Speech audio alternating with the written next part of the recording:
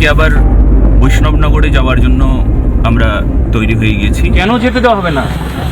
এটা গেটের কাছে পারমিশনটা কোথায় দিতে হবে? পারমিশন নিতে হয়? স্বজনের কাছে যেতে পারমিশন নিতে হয়? ভক্তের কাছে গুরুদেব যাবে পারমিশন নিতে হয়?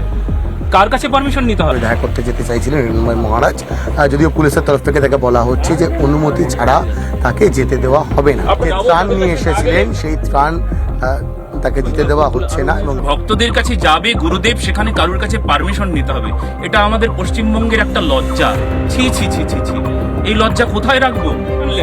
আমরা সব বুঝতে পারি বাবা, একজন সাধু মানুষ কি আপনি এত বোকা ভাবছেন? আপনারা লিখিতভাবে অনুমতির জন্য আবেদন জানিয়েছিলেন, যেমনটা পুলিশ আপনাদেরকে বলেছিল। এই মুহূর্তে কি পরিস্থিতি? দেখুন, আমরা আবেদন জানানোর পর এসডিও বললেন যে আপনাকে এখনই রেসপন্স করবেন, কিন্তু এই পর্যন্ত উনি কিছু করেননি। এমনকি যে এসডিও, তার নাম্বারটাও আমাদের কাছে আছে, তিনিও ফোনটা রিসিভ করছেন না। এই মুহূর্তে শেষ পর্যন্ত যে হিন্দু শরণার্থী শিবির, সেই শিবিরের কাছাকাছি আসতে পারলেন হিরণময় প্রভুরাম। বলছি, শেষ পর্যন্ত অনুমতি পেলেন আপনারা? হ্যাঁ, অনুমতি পেলাম। আমরা দুজন অনেক যুদ্ধ করবার পর সত্যের জয় হয়, সত্যমেব জয়তে। হিরণময় মহারাজ শুধুমাত্র ত্রাণটি দিতে গিয়েছিলেন, একটু কথা বলতে গিয়েছিলেন না, সেখানেও বাধা কেন? ভিতরে ঢুকে গেলে কি হবে? কি এমন সমস্যা হবে?